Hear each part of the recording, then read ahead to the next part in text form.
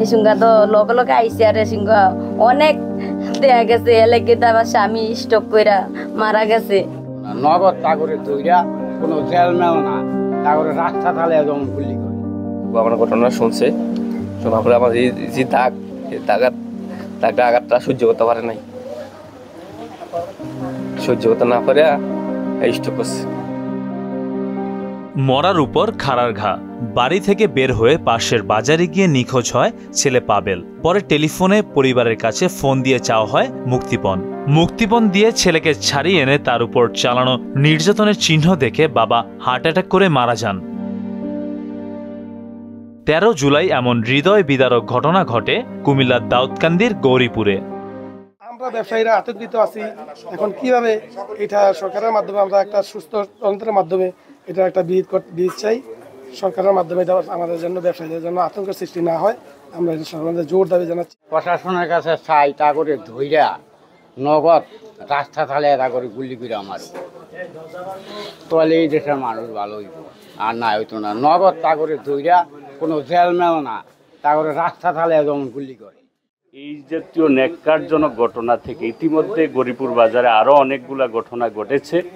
তার এই গ্রুপ থেকে অনেক মানুষ সে আপনার নির্যাতন করেছে, তাদের মুক্তিপণ চেয়ে তাদের কাছ থেকে টাকা আদায় করছে এবং মানুষের উপর সে টর্চার করছে এই গ্রুপটা।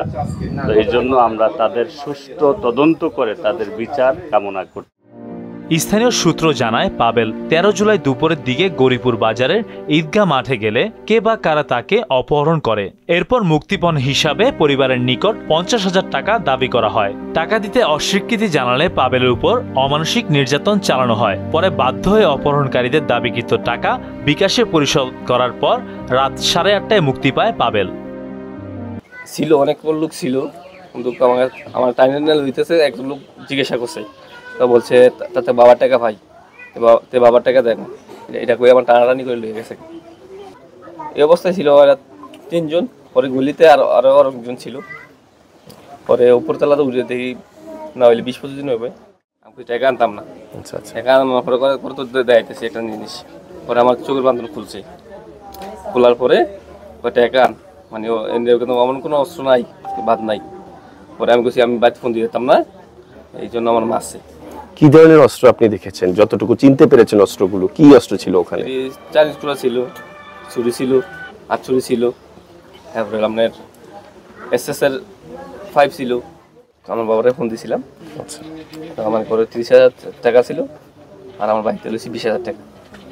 50,000 টাকা বিকাশে আমার বলে ট্রান্সফার পাঠাইছে আর কি। যতটুকু আমার ঘটনা শুনছে, শোনার পরে আমার যে দাগটা আঘাতটা সহ্য করতে পারে নাই, সহ্য করতে না পারে স্ট্রোক করছে। এমন অবস্থায় ভয় আর কষ্টে যেন কথা বলার সাহস হারিয়ে ফেলেছে পরিবারটি। এই টাকা হরদা মাইনাস করি তো এই ইয়ারডি দেখি অনেক দেওয়া কম হই, আরও বেশি আসিল। এটি আমি এই বরাব দিয়ে ডলতে এমন করছি, নাইলে আরও বেশি আসিল। হেসুঙ্গা তো লগে লগে আইসে আর হেসুঙ্গা অনেক দেখা গেছে এলাকে আমার স্বামী স্টক কইরা মারা গেছে। আমি এটা বিচার চাই, সুস্থ বিচার চাই। অনাকাঙ্ক্ষিত এমন ঘটনায় যেন কাঁদছে দাউদকান্দির আকাশ বাতাস। পরিবারের সাথে যেন সবাই কথা বলার ভাষা হারিয়ে ফেলেছে।